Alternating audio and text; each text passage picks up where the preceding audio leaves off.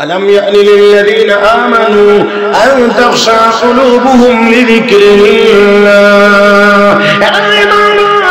কতদিন পর্যন্ত এদিক দৌড়াদৌড়ি করবা আর কতদিন পর্যন্ত গান বাজনা নিয়ে ব্যস্ত থাকবা আর কতদিন পর্যন্ত মদ পান করে মাতাল হয়ে থাকবা আল্লাহর আযাবের কথা স্মরণ করে কান্নার সময় কি এখনো আসে নাই একটু কি মনটা নরম করার সময় আসে নাই আমার ভাইয়েরা অর্ধ মাতাল অবস্থায় জবাব দিচ্ছেন বালা ইয়া রাব্বি কাদ আন বালা ইয়া রাব্বি কাদ আন বালা ইয়া রাব্বি কাদ আন প্রভু গো হ্যাঁ সময় এসেছে হ্যাঁ সময় এসেছে হ্যাঁ এসেছে দৌড় দিয়েছেন বাড়িতে মার কাছে গিয়ে বলেন মা গো ও মা এতদিন পর্যন্ত যে তারের ভিতর দিয়ে বাজনার আওয়াজ বের হইতো আজকে ওই তারের ভিতর থেকে আল্লাহর কালামের আওয়াজ বের হয়েছে মা তাও আবার প্রশ্ন করা হচ্ছে আল্লাহর আযাবের ভয়ে কান্নার সময় থেকে এখনো আসে নাই আমি এমন জবাব দিয়েছি মা বুঝতে পেরেছেন মনে হয় আমার আল্লাহ তার হেদায়েত নসিব করেছেন হাত তুলে দোয়া করেন মালিক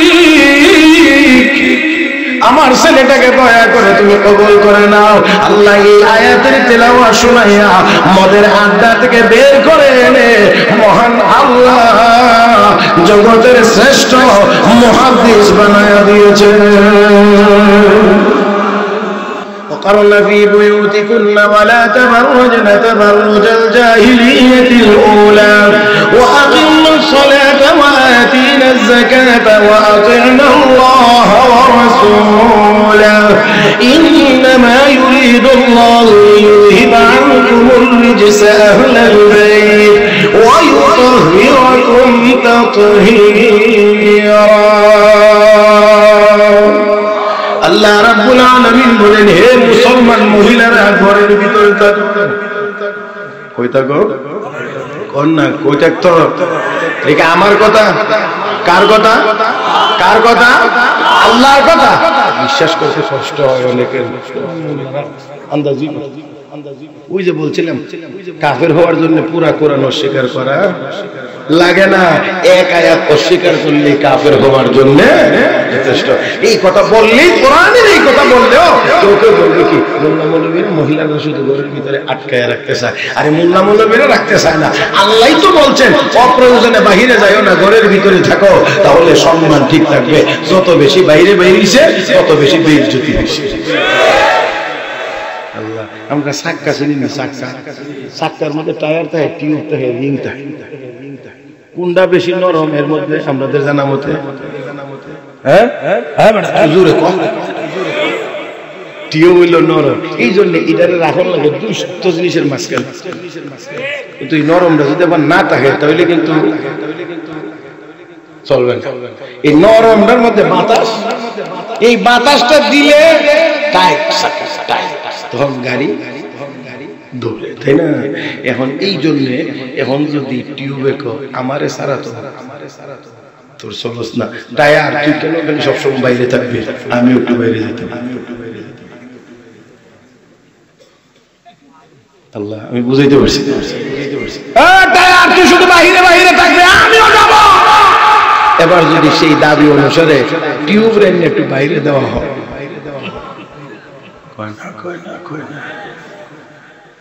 টিউবকে যদি বাহিরে দেওয়া হয় টিউবেরও অস্তিত্ব থাকবে না গাড়িও চলবে না অ্যাক্সিডেন্ট করে খালে কথা বলেন এই জন্য মহিলারা তুলনামূলকভাবে নরম এই কারণে রব্বে কারীম তো ঘরের ভিতরে থাকো ঘরের কাজ তুমি আঞ্জাম দাও বাহিরে যাওয়ার চেষ্টা করবে না যদি ঘরের বাহিরে যা টিউবের যেই পরিণতি মহিলাদের হবে সেই পরিণতি গাড়ির হবে যেই পরিণতি সমাজের হবে সেই পরিণতি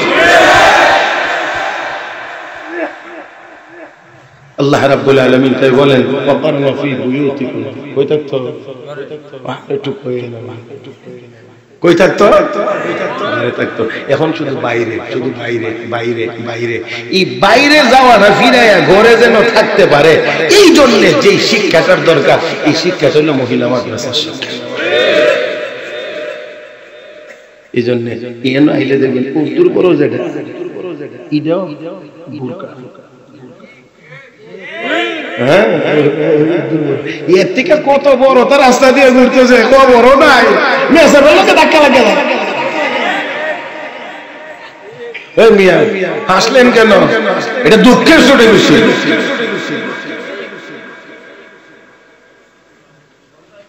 সবাই তো অন্য যে হানি কিছু না কিছু একটু আল্লাহ এখন উদ্দূর পর্যন্ত কি আরো করে না, কোনো চিন্তাই নেই, কোনো চিন্তাই নেই। এই অবস্থা আর এই জায়গা থেকে আমরা পৌঁছে গিয়েছি। মনে রাখতে হবে, মনে রাখতে হবে, মনে রাখতে হবে। নেককার মা থাকবে তো নেককার সন্তান প্রোডাকশন হবে, নেককার মা থাকবে না তো নেক সন্তানের আশা করা যায় না। আল্লাহর হস্তে মাফ করে দিবেন। আমি সবাইকে বলছি না, অবশ্যই অধিকাংশদের ক্ষেত্রে এমনটাই। আল্লাহর হস্তে আমি আপনাদেরকে বলছি, মনে কষ্ট নেবেন না। আজকে একটা সময় মহিলারা, মা বোনরা পর্দার ভিতরে থাকতেন, শাড়ি কাপড় ছোট হলেও 8-9 হাত দিয়ে নিজেকে ঢেকে রাখতে পারছেন, পরপুরুষ দেখে নাই। আর এখন 16 হাত হইলে কোমরে পেঁচায়া সব শেষ করে ফেলা, মাথাও খালি থাকে, পেটও খালি থাকে, ফিরেও খালি থাকে। যার কারণে এখন আর শাইখে গাজীনগরী পাওয়া যায় না, এখন আর শাইখে কাটিয়া পাওয়া যায় না, এখন আর হবিগঞ্জের মুহাদ্দিস সব সহজে পাওয়া যায় না। আমার ভাইয়েরা, সেই জন্য আসুন, যত বেশি মহিলারা পর্দার ভিতরে থাকবে, তত বেশি হায়া লজ্জা সমাজের ভিতরে থাকবে, সন্তান নেককার সন্তান জন্ম নেবে। আর যখন মা বোনরা পর্দাশীল থাকবে না, বেপর্দা হবে, পেটে বাচ্চা নিয়ে মার্কেটে ঘোরাফেরা করবে, সারাদিন বসে বসে টেলিভিশন দেখবে আর মোবাইল দেখবে, ওই ঘরের ভিতর থেকে আব্দুল কাদের জিলানী জন্ম হবে না, ওই বাবা কুরিয়া বাকুর গাজা করে জন্মগ্রহণ। আমি আজকে খুব বেশি লম্বা সময় আপনাদেরকে কষ্ট দেব না। একজন মহিলার কথা শুনবো, এর ভিতর দিয়ে আমার ওয়াজ শেষ আছে। একজন মহিলার কথা শুনবো, একেবারে আমার দিক তাকায়া খেয়াল করে শুনবেন, খুব ধীরে সুস্থে। অন্যান্য সময় যদি কোনো কোনেও থাকি খুব স্পিডে কইছি, আজকে আস্তে আস্তে আস্তে আস্তে আস্তে আস্তে। আজকে টান তোল বেশি দেওয়ার নিয়ত নাই, ওটা কথা খালি কি সভাপতি সাহেব চলবো নি? হ্যাঁ, আচ্ছা অনুমতি পাইছি। আমার দিক আপনারা ডাইন বাম তাকালে আমার ওয়াজ বাধাগ্রস্ত হবে, আর যদি সোজা তাকায়া থাকেন তাহলে আমি আশা করি যে কথাগুলো একটু খেয়াল করে আপনারা শুনতে পারেন। মুহতারাম হাজিরিন, জগৎ বিখ্যাত মুহাদ্দিস হযরত আব্দুল্লাহ ইবনুল মুবারক রাহমাতুল্লাহ, প্রসিদ্ধ মুহাদ্দিস, বহুত বড় আল্লাহর ওলি। এই লোকটা জাহান্নামের পথে চলতেছিল, আল্লাহর জন্য হাতে ধরে তুই যাস কো এদিকে। আমরা অনেক সময় কই না, রাস্তা দিয়ে হাঁটে, চিনা জানা থাকলে এই তুই এদিকে তুই যা,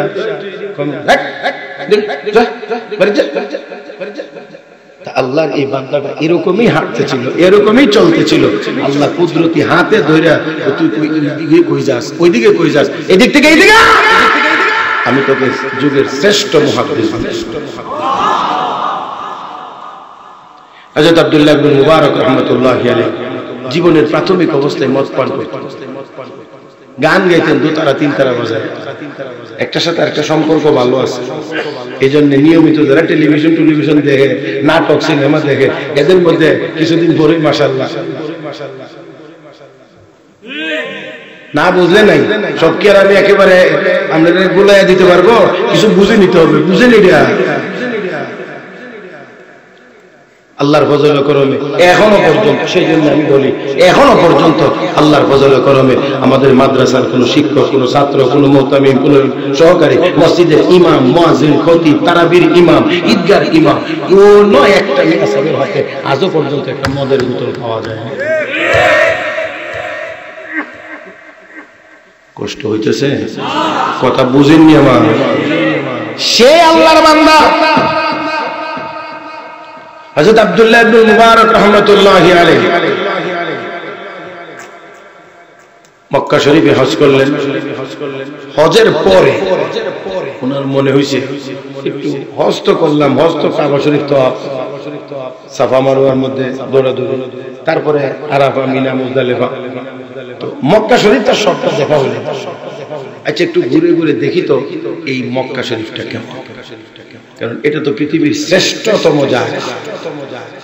এখানে একটা কথা আছে, ছোট্ট কথা, সূক্ষ্ম কথা। আমরা যে এখন আছি জমিনের উপরে, এটাকে বলা হয় জহরুল আরদ, জমিনের পিঠ। আর মানুষ মারা যাওয়ার পরে যে দাফন করা হয় এই কবর, এটা হলো বাতনুল আরদ, জমিনের পেট। কথা বুঝছেন? এখন আমরা আছি জমিনের পিঠে, মরলে যাব পেটে।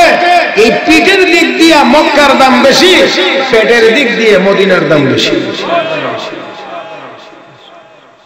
পিঠের দিক দিয়ে কেন মক্কার দাম বেশি? إن أول بيت وضع للناس للذي ببكة مباركا وهدى للعالمين فيه آيات بينات مقام إبراهيم ومن دخله كان آمنا ولله على الناس حج البيت من استطاع إليه سبيلا ومن كفر فإن الله غني عن العالمين. Oh my God! আসেনি না গেছে গিয়ে এই পৃথিবীর সর্বপ্রথম ঘর হলো বাইতুল্লাহ খানায় কাবা, যা মক্কায় অবস্থিত। এই ঘরে 1 রাকাত ফরজ নামাজ আদায় করলে রব্বে কারীম আমল নামায় 1 লাখ রাকাতের সওয়াব দান করে। এই ঘরটা মক্কায় অবস্থিত, এই জন্য জমিনের পিঠের দিক দিয়ে মক্কার দাম বেশি। আর যেহেতু মদিনার জমিনের পেটের ভিতরে মুহাম্মদুর রাসূলুল্লাহ শুয়ে আছেন, এই জন্য মদিনার জমিনের পেটের দিক দিয়ে মদিনার দাম বেশি। এই কারণে কবি বড় সুন্দর করে বলেছেন, রহে মেরা মাসকান রহে মেরা মাসকান হাওয়ালি কাবা বনে মেরা মদফন দিয়ারে মদিনা। জমিনের উপরের ঘরটা যেন আমার কাবা শরীফের আশেপাশে হয়, আর মরার পরে আমার দাফনটা যেন মদিনাতে হয়, রাসূলের শহর। ভাইরা, এটা এক আবেগ, এক অনুভূতির জায়গা। আমার মনে হয় এটা ভাষাগত দিক দিয়ে না বোঝানো যাবে না বোঝা যাবে। যদি আপনার সেই অনুভূতি থাকে, তাহলে অবশ্যই আপনি সেই আলোকেই সেই আঙ্গিকে বোঝার চেষ্টা করবেন। মক্কা কোন জিনিসের নাম, মদিনা কোন জিনিসের নাম, এটা আমার মনে হয় শুধু সত্যগতভাবে বোঝানো সম্ভব না। যদি বুঝতে হয় তাহলে এখানে দেখেন গেলে কোন জায়গায়। আল্লাহ আপনাদেরকে বারবার যাওয়ার তৌফিক দান করুন। আপনাদের বরকত আল্লাহ যেন আমাকেও বারবার যাওয়ার তৌফিক দান করুন। যাক আমি কথা অনেক বলে ফেলেছি। হযরত আব্দুল্লাহ ইবনে মুবারক রাহমাতুল্লাহি আলাইহি বলছিলাম না, তারা 3 তারা বাজায় গান গান, একদিন বেশি পরিমাণ মদ পান করে ফেলেছেন, মাথা আওলায় গেছে, দোতারা হাত থেকে ছুটে কোথায় চলে গেছে কোনো খোঁজ খবর নাই। কিছুক্ষণ পরে যখন হুঁশ ফিরে আইছে, তখন আবার দোতারাটা কাছে আনছে, এনে এবার বাজানোর চেষ্টা করছে, বাজে না বাজে না বাজে না, আবার চেষ্টা করছেন, বাজে না, মেরামত করছেন, বাজে না, চেষ্টা অব্যাহত আছে। এক পর্যায়ে তিনি দেখতে পান, শুনতে পাইলেন, বাজানোর চেষ্টা করছে, এখন আর বাজনার আওয়াজ বের হয় না, আল্লাহর কালামের আওয়াজ বের হয়। আর একটু মহব্বতের সাথে বলেন, আর আল্লাহর পক্ষে অসম্ভব না সম্ভব। ওই তারের ভিতর দেখে এখন আর বাজনার আওয়াজ বের হয় না, আমার আল্লাহর কালামের তিলাওয়াতের আওয়াজ বের হয়। চিৎকার মেরে কোন আল্লাহু আকবার। কোরআনের তিলাওয়াতের আওয়াজ শুনেন, শুনুন কি আওয়াজ হচ্ছে। আলাম ইয়ানি লিল্লাযিনা আমানু আন তাখশা কুলুবুহুম লিযিকরিল্লাহ। দীর্ঘদিন দৌড়াদৌড়ি করবা, আর কতদিন পর্যন্ত গান বাজনা নিয়ে ব্যস্ত থাকবা, আর কতদিন পর্যন্ত মদ পান করে মাতাল হয়ে থাকবা। আল্লাহর আযাবের কথা স্মরণ করে কান্নার সময় কি এখনো আসে নাই? একটু কি মনটা নরম করার সময় আসে নাই? আমার ভাইয়েরা অর্ধ মাতাল অবস্থায় জবাব দিচ্ছেন, বালা ইয়া রাব্বি কাদ আন, বালা ইয়া রাব্বি কাদ আন, বালা ইয়া রাব্বি কাদ আন। প্রভু গো, হ্যাঁ সময় এসেছে, হ্যাঁ সময় এসেছে, হ্যাঁ এসেছে। দৌড় দিয়েছেন বাড়িতে, মার কাছে গিয়ে বলেন, মা গো, ও মা, এতদিন পর্যন্ত যে তারের ভিতর দিয়ে বাজনার আওয়াজ বের হইতো, আজকে ওই তারের ভিতর থেকে আল্লাহর কালামের আওয়াজ বের হয়েছে। মাতাও আবার প্রশ্ন করা হচ্ছে, আল্লাহর আযাবের ভয়ে কান্নার সময় থেকে এখনো আসে নাই। আমি এমন জবাব দিয়েছি, মা বুঝতে পেরেছেন, মনে হয় আমার আল্লাহ তার হেদায়েত নসিব করেছেন।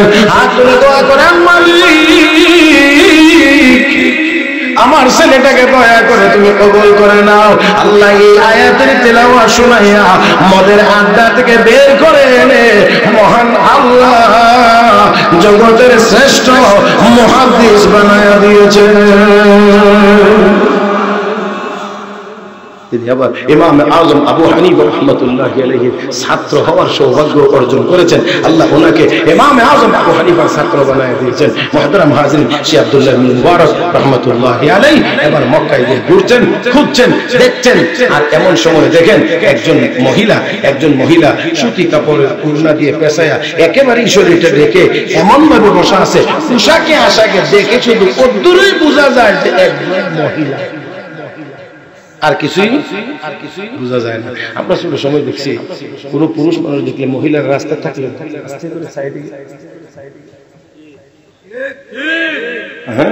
এমন ভাবে তারা বেশি বুঝবার কোনো কায়দা নেই, কিন্তু উচ্চ উদ্দরে একজন মহিলা। এখন মাশাআল্লাহ কি এর মুরব্বি আর কি এর মেয়া সাহেব আর কি এর জওয়ান আর কি, মহিলার হাত লাগানো দেখলে বোঝা যায় রাস্তা সাইডে দিয়ে আমি লিখে হাসছেন না, খালি ঠিক বললেন না। এই ঠিক বলে বলে আর কতদিন পার করবেন? একটু কি সংশোধন করার দরকার না? আসল না, সবাই একটু চেষ্টা করি, একটু সংশোধন করার, একটু চেষ্টা করি। আল্লাহ আমাদের সবাইকে তৌফিক দান করুন। মুহতারাম হাজিরিন, হযরত আব্দুল্লাহ ইবনে মুবারক রাহমাতুল্লাহি আলাইহি এই অবস্থা দেখে শুধুমাত্র গিয়ে সালাম দিলেন, আসসালামু আলাইকুম ওয়া রাহমাতুল্লাহ, শুধু সালাম দিলেন। এখন সালামের জবাব তো হলো ওয়া আলাইকুম আসসালাম ওয়া রাহমাতুল্লাহ, কিন্তু আল্লাহর বান্দি জবাব দেন সালামুন কাওলাম মির রাব্বির রহিম।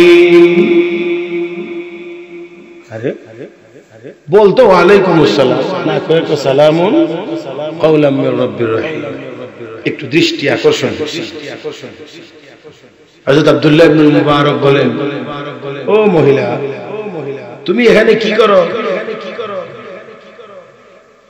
তুমি এখানে কি করো? মহিলা জবাব দেয়, মাইয়ুদলিলিল্লাহু ফামা লাহু মিন হাদ। আল্লাহ যদি কাউকে গুমরা করে দেন, পথভ্রষ্ট করে দেন, তাহলে তাকে আর পথ দেখানোর কেউ। আমরা এটাও বুঝি যে সব মালিক, সব ক্ষমতা, সব পাওয়া কার হাতেও? না না, আসতে পারেন, কালকে নাস্তার পরে বাকিটা করে বলেন না, সব ক্ষমতা কার হাতে? আমি যে হাত নাড়াইতেছি এটাও আল্লাহর দেওয়া ক্ষমতা, কথা বলতেছি এটাও আল্লাহর দেওয়া ক্ষমতা, আমার শরীরে যে একটু নড়াচড়া করছি এটা আল্লাহর দেওয়া ক্ষমতা। কিন্তু এটা আমাদের সবার মনে থাকে না, মনে থাকে না পরে না থাকার কারণে যা হবার তাই হয়। একেবারে নিজের মানুষ আপনজন খুঁজে খুঁজে বাচ্চা বাচ্চা নিয়ে জায়গায় জায়গায় সেটিং দেওয়ার পরেও আমার আল্লাহর যখন ফয়সালা হয়ে গেছে 45 মিনিটের বেশি সময় নেই। وَإِذَا أَرَادَ اللَّهُ بِقَوْمٍ سُوءًا فَلَا مَرَدَّ لَهُ وَمَا لَهُم مِّن دُونِهِ مِن وَالٍ। আরেকটু জোরে। আল্লাহ রাব্বুল আলামিন সব ক্ষমতার একক মালিক, যারে যদ্দুর দেন, যারে যদ্দুর দেন উদ্দুরই পায়।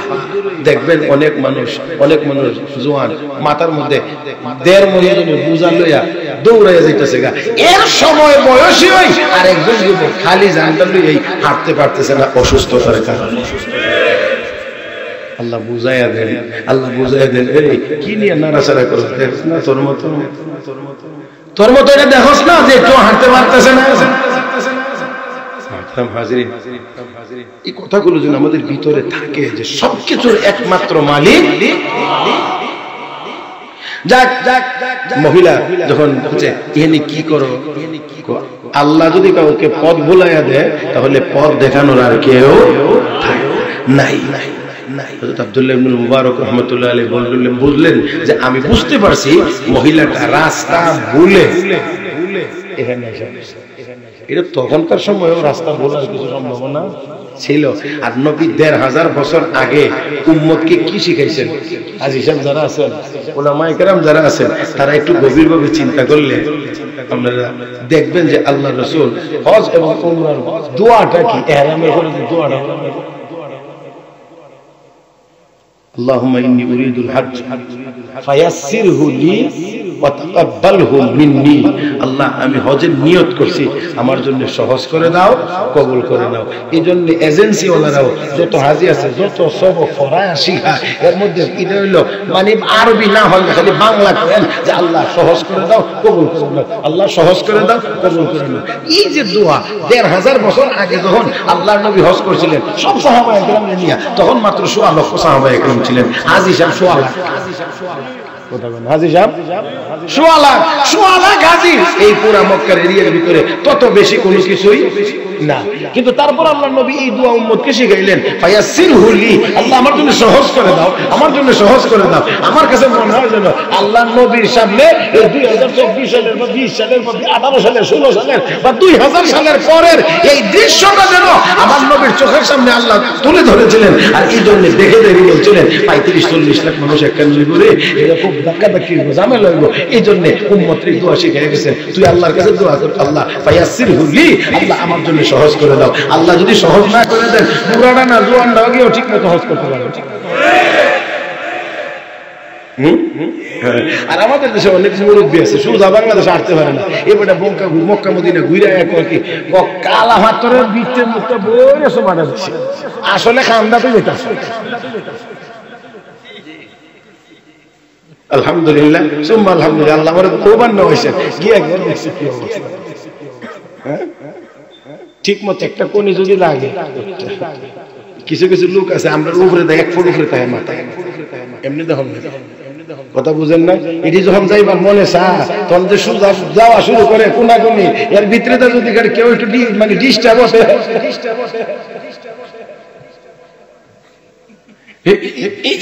কোন হ্যান দেখেন দিলে মনে হইব না আপনারা সাতকের ভাত, এটা যত সত্য হেবে।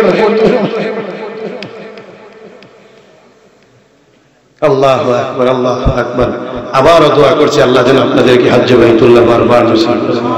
এটা এমন এক জায়গা গেলে যাইতে আরো মনে চায়, আরো মনে চায়, আরো মনে চায়, আরো মনে চায়। ওয়া ইয জাআলনা মাসাবাতান লিন-নাসি ওয়া আমনা, ওয়া ইয জাআলনাল বাইতা মাসাবা। এই যে মাসাবা শব্দটা আল্লাহ কয় এই কাবা ঘরকে মাসাবা বানাইছে। মাসাবার এক ব্যাখ্যা হলো এটা বারবার আসার জায়গা।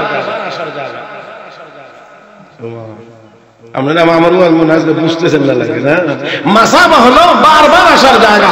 আল্লাহর ঘর মসজিদ, এটা বারবার যাইবার জায়গা। যত যায় তত মজা, যত যায় তত মজা। মসজিদে গিয়ে কারো বিরক্ত লাগে না? এসি অফিসেও বারবার গেলে দূর মেরে বার যাইতে যেতে আর ভালো লাগে না, কিন্তু মসজিদে গিয়ে কেউ কথা কয় না আর মসজিদে আইতে ভালো লাগে। মজা আছে, ও হ্যাঁ মজা আছে। এই মজাটা হয়ে নিলে অন্য হাতের মজা আর মজা লাগে না। এটা যে কি মজা, যারা হয়েছে হ্যাঁ রেখে জিগায় বলি কি মজা। আমরা কোজরে করছিল একবার আমের জুরির সামনে দাঁড়ায় আম খাইতেছে, আরেকবার কিনবার লাগি যায় আর কি। তো বেটা রেখে জিগাই তো যে আম টেঙ্গা না মিঠা, টেঙ্গা করি টেঙ্গা না মিঠা। তো এখন মিঠা হইলে কিনবো গিয়ে ভাই আম দেখাইতেছে টেঙ্গা না মিঠা, মুখের বেঞ্চি দেখে যেতে পারো না। টেঙ্গা খেলে মুখের একটা বেঞ্চি আছে না, তো কামড় দিলেই তো মুখের চেহারা কাটিং হয়ে যায় আরেক রকম। তো এই জন্য আল্লাহর ইবাদতের ভিতরে কি মজা আছে, যারা ইবাদত করতেছে তাদের কাছে গিয়ে জিজ্ঞেস করে। আসুন এবার হযরত আব্দুল্লাহ ইবনে মুবারক রাহমাতুল্লাহি আলাইহি জিজ্ঞেস করেন, ও আল্লাহর বান্দী, তুমি এখানে কয়দিন যাবত বসা আছো? প্রশ্ন কিন্তু স্বাভাবিক ভাষা, আর যখনই প্রশ্ন করা হয় আল্লাহর বান্দী উত্তর দেন আল্লাহর কালামের তেলাওয়াতের মাধ্যমে। আরো জোরে আল্লাহর বান্দী আবার কোরআনের আয়াত তেলাওয়াত করে জবাব দেন সালাসা লায়ালিন সাওয়িয়া। ওই দিন 3 দিন যাবত আমরা এখানে বসে, আমি জিগাই এমনি উত্তর আসে তেলাওয়াতের মাধ্যমে। শুনবেন তো খেয়াল করে ইনশাআল্লাহ। হ্যাঁ, হযরত আব্দুল্লাহ ইবনে মুবারক রাহমাতুল্লাহ আলাইহি যেমনি কথা জিজ্ঞাসা উত্তর আসে কোরআনের তেলাওয়াতের মাধ্যমে। এমন এই জায়গার মধ্যে তো একটু না একটু আকর্ষণ লাগারই তো কথা রে। আমি বলি এমনি আল্লাহর বান্দা কোরআনের আয়াত তেলাওয়াত করে আমার সব কথার জবাব দিচ্ছে। এখন জিজ্ঞাসা ও আল্লাহর বান্দা, তোমার বাড়ি কোথায়? কোথায় তোমার বাড়ি? দেখেন এবার মহিলা উত্তর, সুবহানাল্লাযী আসরা বিআবদিহি লাইলান মিনাল মাসজিদিল হারাম ইলাল মাসজিদিল আকসা الذي باركنا حوله لنريه من آياتنا إنه هو السميع البصير।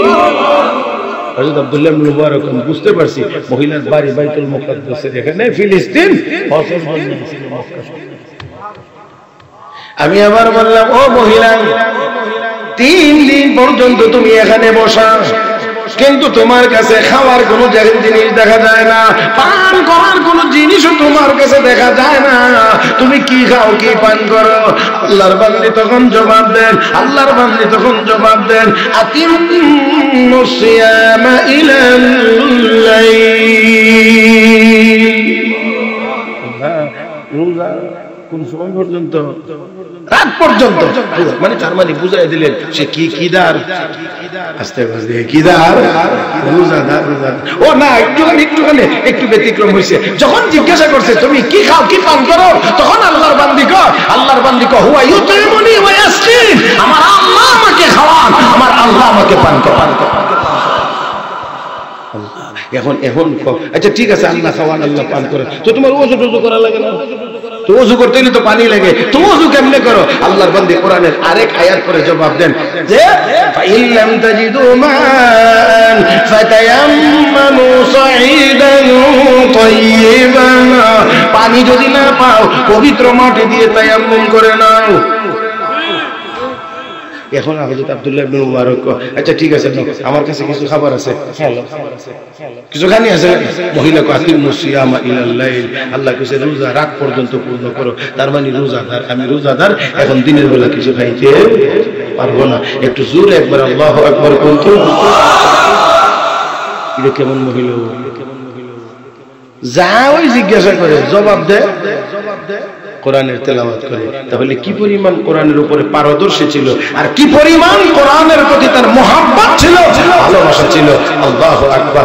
এবার হযরত আব্দুল্লাহ ইবনে মুবারক রাহমাতুল্লাহি আলাইহি এবার বলতে শুরু করলেন, ও আল্লাহর বান্দী, হজের সফরে রোজা, মানে রমজান মাসের রোজাও সফরের কারণে পরিবর্তন করে রাখার সুযোগ আছে। এখন ভেঙে লাইলেও পরে রাখার সুযোগ আছে। আর এখন তুমি হজের সফরে, এখন আর তোমার কিসের এটা আবার কোন রোজা? তখন আল্লাহর বান্দী কো ওয়া আনতাসুমু খায়রুল লাকুম ইন কুনতুম তা'লামুন, তারপরেও যদি তোমরা রোজা রাখো না তাহলে এটাই তোমাদের জন্য ভালো। হযরত আব্দুল্লাহ ইবনে মুবারক রাহমাতুল্লাহ আলাইহি এখানে ভিন্ন চিন্তার কোনো কারণ নেই, তার কথা এবং জবাবের কারণে হযরত আব্দুল্লাহ ইবনে মুবারক তার সাথে আরো কথাগুলো বলছে যে আমি কিভাবে বলি আর মহিলা কিভাবে উত্তর। এবার মহিলাকে হযরত আব্দুল্লাহ ইবনে মুবারক রাহমাতুল্লাহ আলাইহি বলেন, আমি তোমাকে আমার মতো করে জিজ্ঞেস করি, তুমি জবাব দাও কোরআনের তেলাওয়াতের মাধ্যমে ব্যাপার কি? আল্লাহর বান্দী তখন জবাব দিয়ে বলেন, মা ইয়ালফিযু মিন কাওলিন ইল্লা লাদাইহি রাকীবুন আতীদ। তোমরা যা মুখ দিয়ে উচ্চারণ করো, যা জবান দিয়ে বের করো, ফেরো সংরক্ষণকারী ফেরেশতারা তা লিপিবদ্ধ করে রাখে। ও মুসলমান, যা বলি না কেন, যা কিছু করি না কেন, সব লেখা নাই না আছে, সব লেখা আছে। এই জন্য আমি আপনার মতো কথা বলি না। হযরত আব্দুল্লাহ ইবনে মুবারক রাহমাতুল্লাহি আলাইহি এবার ডাক দিয়ে বলেন, আল্লাহর বান্দী তোমার বংশ পরিচয় কি, তোমার বাড়ি ঘর কোথায়, বংশ পরিচয় কি? হযরত আব্দুল্লাহ ইবনে মুবারক এই কথা বললেন। আল্লাহর বান্দী কোরআনের আরেক আয়াত পড়ে জবাব দিলেন, আল্লাহর বান্দী যখন বলছে তোমার বংশ পরিচয় কি, আল্লাহর বান্দী লা তাকফু মা লাইসা লাকা বিহি ইলম, যে বিষয়ে তোমার জানা নাই, অবগত নাই, এই বিষয়ে তুমি আর আলাদা করে কিছু জানবার চেষ্টা করিও না। এই বিষয়ে জানার দরকার নাই। হযরত আব্দুল্লাহ ইবনে মুবারক রাহমাতুল্লাহি আলাইহি বলেন, ঠিক আছে, সরি, ভুল হয়ে গেছে। হযরত আব্দুল্লাহ ইবনে মুবারক যখন এই কথা বললেন, ঠিক আছে, আমি আর এই কথা বলবো না, আর এই সম্পর্কেও খোঁজ নেব না, ক্ষমা করে দেন। আল্লাহর বান্দী কোরআনের আরেক আয়াত তেলাওয়াত করে জবাব দিয়ে বলেন, লা তাসরিবা আলাইকুমুল ইয়াউম ইয়াগফিরুল্লাহু লাকুম, তোমার বিরুদ্ধে কোনো অভিযোগ নাই, আল্লাহ যেন তোমাকে মাফ করে দেন। চিৎকার করে বলুন আল্লাহু আকবার। আমার ভাইয়েরা, হযরত আব্দুল্লাহ ইবনে মুবারক রাহমাতুল্লাহি আলাইহি এবার বললেন, ও আল্লাহর বান্দী, তুমি যদি যাইতে রাজি থাকো, আমার উট আছে, উটের পিঠে উঠাইয়া আমি তোমাকে তোমার কাফেলা পর্যন্ত পৌঁছাইয়া দিতে পারি, তুমি কি যাইতে রাজি? আল্লাহর বান্দী এই কথার জবাব দেন কোরআনের আরেক আয়াত তেলাওয়াত করে, ওয়ালা তাফআলু মিন খাইরি ইয়ালামুল্লাহ, তোমরা যত ভালো কাজ করো না কেন, সব কাজের খবর কে রাখে? তার মানে আমি বুঝে গেলাম আল্লাহর বান্দী উটের পিঠে উঠে যাইতে রাজি আছে। আমি এবার উট যখন নিয়ে আসলাম, উট বসায় দিলাম এবং বললাম, আল্লাহর বান্দী উটের পিঠে উঠে যাও। তখন উঠবার জন্য আল্লাহর বান্দী যখন প্রস্তুতি নিচ্ছে, তখন আমাকে লক্ষ্য করে বলছেন, কুল্লিল মুমিনিন ইয়াগুদ্দু মিন আবসারিহিম। এই আয়াত তেলাওয়াত করে আমাকে বুঝায় দিলেন, আয়াতের ভিতরে আল্লাহ রাব্বুল আলামিন বলেন, হাবিব আপনি আপনার উম্মত ইমানদার পুরুষদেরকে জানায় দিন, তারা যেন দৃষ্টিকে নিচের দিকে রাখে। বোঝাইয়া দিলেন কি, ও আল্লাহর বান্দা, আমি উটের পিঠে উঠবো, আমি মহিলা মানুষ, তুমি আমার দিকে তাকিয়ে থাকবে না, তুমি দৃষ্টি নিচের দিকে রাখো। হযরত আব্দুল্লাহ ইবনে মুবারক বলেন, আমি নিচের দিকে তাকিয়ে রইলাম। মহিলা উটের পিঠে উঠতে গিয়ে উট একটু মেজাজ গরম করে দৌড় দিলে মহিলাটি পড়ে গেছে, একটু ব্যথা পাইছে। মহিলা ব্যথা পাইয়া তার প্রতিক্রিয়া ব্যক্ত করছে, আমাদের মতো হাও মাও করে কেঁদে ফেলেন নাই। মহিলা ডাক দিয়ে কয়, মা আসাবাকুম মিন মুসিবাতিন মা আসাবা মিন মুসিবাতিন ফাবিমা কাসাবাত আইদিকুম, যত বিপদে আপদে পড়ো এটা সবগুলো তোমাদের হাতের কামাই। আমি আবার বললাম, আল্লাহর বান্দী একটু অপেক্ষা করো, আমি উটটাকে এবার নিয়ে আসি, শক্ত করে বেঁধে দেই। নিয়ে আসলাম, সুন্দর করে বসায় দিলাম, এবার বেঁধে দিলাম। আল্লাহর বান্দীকে এবার বললাম, এবার গিয়ে উঠেন। এখন আল্লাহর বান্দী গিয়ে উঠছেন, আমিও সামনে উঠলাম, উট দাঁড়াইছে। এখন মহিলা বাহনে ওঠার দোয়া করে, সুবহানাল্লাযী সাখারা লানা হাদা ওয়া মা কুন্না লাহু মুকরিনিন ওয়া ইন্না ইলা রাব্বিনা লামুনকালিবুন। এই দোয়া করছে, যে বাহনে চড়বার দোয়া, এই দোয়া করছে, আমিও সামনে। এবার উট চালাইতে লাগলাম। উট চালাইতে গিয়ে আমি এখন জোরে জোরে জোরে জোরে চিৎকার করি, আমি জোরে জোরে চিৎকার করি। উট দ্রুত গতিতে চলে। আল্লাহর বান্দী আমার পিছন দিক থেকে আমাকে লক্ষ্য করে নসিহত করতেছেন কোরআনের আয়াত তিলাওয়াতের মাধ্যমে। ওয়াকসিদ ফি মাশিক واغضض من صوتك إن أنكر الأصوات لصوت الحمير। ও আল্লাহর বান্দা, গতি একটু কমাও, চিৎকারের আওয়াজও কমাও। আওয়াজের মধ্যে নিকৃষ্ট আওয়াজ হলো গাধার আওয়াজ, জোরে জোরে চিৎকার বেড়ে ওঠে। আমি আওয়াজ কমাইলাম, গতিও কমাইলাম। এখন আমি একটু গুনগুন করে শের আসার করতেছি আর উট চালাইতে আসি। আল্লাহর বান্দি পিছন দিক থেকে আমাকে আবার নসিহত করে বলেন, ফাকরাউ মা তায়াসসারা মিনাল কুরআন। গুনগুন করে শের পড়ার দ্বারা কোনো ফায়দা নাই, কোনো সওয়াব নাই। আল্লাহর কোরআন থেকে যতটুকু জানো তা তেলাওয়াত করো, তেলাওয়াত করলে সওয়াব হবে। এই কথা বললে হযরত আব্দুল্লাহ ইবনে মুবারক রাহমাতুল্লাহি আলাইহি স্তম্ভিত হয়ে বললেন, আল্লাহর বান্দী গো, তুমি তো বড় সৌভাগ্যবান, ভাগ্যবতী একজন মহিলা। আল্লাহর বান্দী এই কথারও জবাব দেন কোরআনের আরেক আয়াতের তেলাওয়াতের মাধ্যমে, ওয়ামা ইয়াযাক্কারু ইল্লা উলুল আলবাব। এই অবস্থা থেকে কেবল বুদ্ধিমানেরাই এখান থেকে নসিহত গ্রহণ করতে পারে। এবার আমি জিজ্ঞেস করলাম, আল্লাহর বান্দী, তোমার কোনো স্বামী আছে নাকি? হযরত আব্দুল্লাহ ইবনে মুবারক যখন এই কথা বললেন, আল্লাহর বান্দী কোরআনের এক আয়াত তিলাওয়াত করে জবাব দেন, লা তাসআলু আন আশিয়া ইন তুবদা লাকুম তাসুকুম। এমন বিষয়ে প্রশ্ন করিও না যেই বিষয়ে জানলে তোমাদের ভালো হবে না, মঙ্গল হবে না, অমঙ্গল হবে। আল্লাহর বান্দা হযরত আব্দুল্লাহ ইবনে মুবারক রাহমাতুল্লাহি আলাইহি বলেন, আমি এখন সিদ্ধান্ত নিলাম আর কোনো কথাই বলবো না, কারণ কোনো কথা বলে আমি আর আমার জায়গায় থাকতে পারি না। মহিলা আমাকে সাবধান করে, সতর্ক করে, সে আমার মতো জবাব দেয় না, আল্লাহর কোরআনের আয়াতের তেলাওয়াতের মাধ্যমে জবাব দেয়। এই জন্য আমি চিন্তা করলাম আর একটু এখানে আর কথা বলবো না। এবার ওর চালাইতে লাগলাম, ওর চালাইতে লাগলাম। চলতে চলতে চলতে চলতে যখন কাফেলার লোকজন সামনে দেখা মিলছে, আমি এবার বললাম, ও আল্লাহর বান্দী, এই কাফেলার ভিতরে তোমার আত্মীয় স্বজন কে আছে, কে আছে? আল্লাহর বান্দী জবাব দিয়ে বলেন, আল মালু ওয়াল বানুন জিনাতুল হায়াতিদ দুনিয়া। টাকা পয়সা এবং সন্তান সন্ততি দুনিয়ার জীবনের সৌন্দর্য। আমি বুঝতে পারলাম আল্লাহর বান্দির সন্তানাদি কাফেলার ভিতরে আছে। আমি আবার বললাম, ও আল্লাহর বান্দি, তোমার সন্তানের কি নাম, কি নাম ধরে আমি ডাক দেব? আল্লাহর বান্দি তিন সন্তানের নাম বলতে গিয়ে কোরআনের তিন জায়গা থেকে তেলাওয়াত করেছেন, ওয়াত্তাখাযাল্লাহু ইব্রাহিম খলিলা ওয়া কাল্লামাল্লাহু মূসা তাকলিমা ইয়া ইয়াহইয়া খুযিল কিতাবা বিকুওয়া। আমি বুঝতে পারলাম এক ছেলের নাম ইব্রাহিম, এক ছেলের নাম মূসা, আর এক ছেলের নাম ইয়াহইয়া। আমি কাছাকাছি গেলাম, গিয়ে ডাক দিলাম, ইয়া ইব্রাহিম, ইয়া মূসা, ইয়া ইয়াহইয়া। ডাক দেওয়া মাত্রই পূর্ণিমার চাঁদের মতো উজ্জ্বল চেহারা সম্পন্ন তিনজন যুবক আমার দিকে এগিয়ে এসেছে। আমি মহিলার দিকে ইশারা করলে তারা বুঝতে পেরেছে তাদের মা, তারা রিসিভ করেছে, গ্রহণ করেছে, এক জায়গায় নামছে। এবার মহিলা আজকে ছেলেদেরকে লক্ষ্য করে বলছেন, ফাবাসু আহাদাকুম বিওয়ারিকিকুম হাদিহিল মাদিনা ফালইয়ানজুর আইয়ুহা আযকা তাআমা ফালইয়াতিকুম বিরিজকিন মিন। কিছু টাকা দিয়ে বলছে, যাও বাজারে কিছু হালাল খাবার নিয়ে আসো।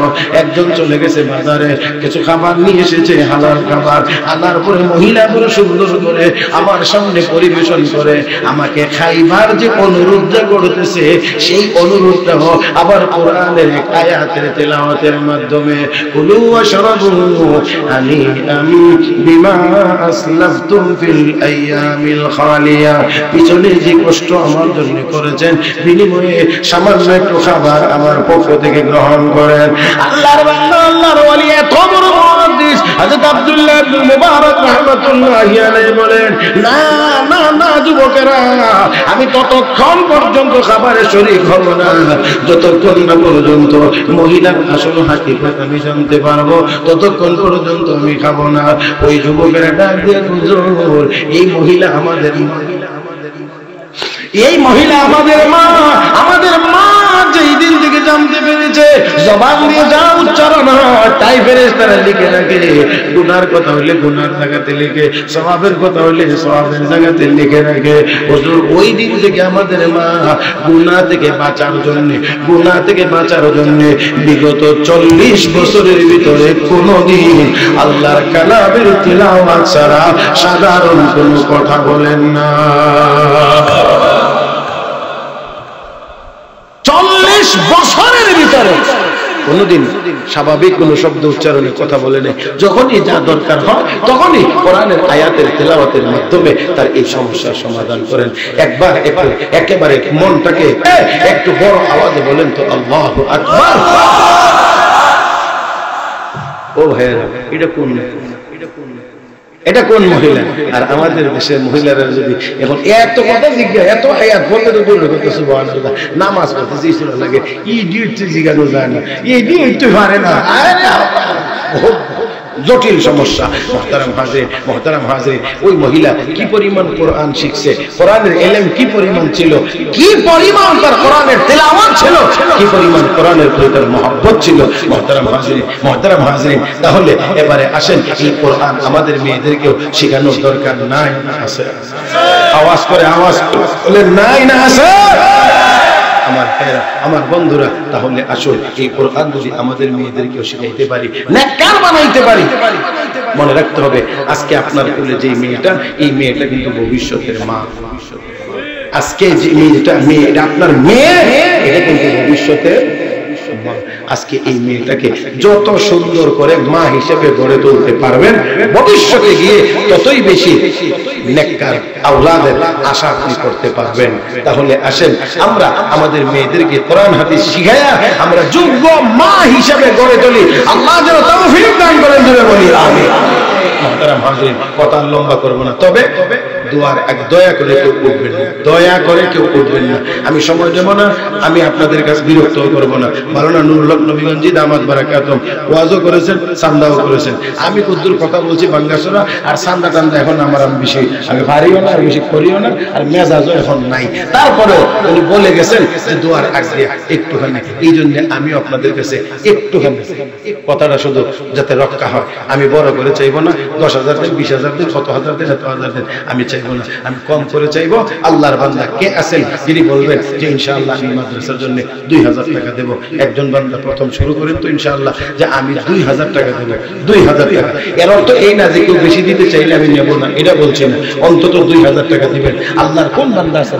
মাশাআল্লাহ, জি সেলিম ভাই 2,000 টাকা। নারে তাকবীর। এখন যদি কেউ জানগা, তার অর্থ হইল মাদ্রাসার প্রতি মহব্বত কম। দয়া করে কেউ নড়বে না, জি জি জি, তোরা কাজ চলে তো মতন সব বলছিল, জি কাজ চলে, তার মানে এখানে আরো কিছু লাগবে নাকি? হ্যাঁ হ্যাঁ, এই যে আল্লাহর বান্দা সেলিম ভাই 2,000 টাকা। নারে তাকবীর। আল্লাহ কবুল করে নাও, মঞ্জুর করে নাও, মনের সমস্ত নেক মাকসুদ পুরা করে দাও, হায়াতে তয়্যিবা নসিব করে দাও। হায়াত মাশরের ময়দানে তোমার আরশের নিচে জায়গা নসিব করে দিও। সবাই মহব্বতের সাথে বলি আমিন। 2 নাম্বার 2,000। আল্লাহর বান্দা কে আছেন 2,000 টাকা? বেশি করে বলবো না, মাত্র 2,000 টাকা কে আছে? দ্বিতীয় নম্বর ব্যক্তি 2,000 টাকা দিবেন। আল্লাহর কোন গোলাম আছে? একটু হিম্মত করে বলেন ইনশাআল্লাহ যে আমি 2,000 টাকা দেব।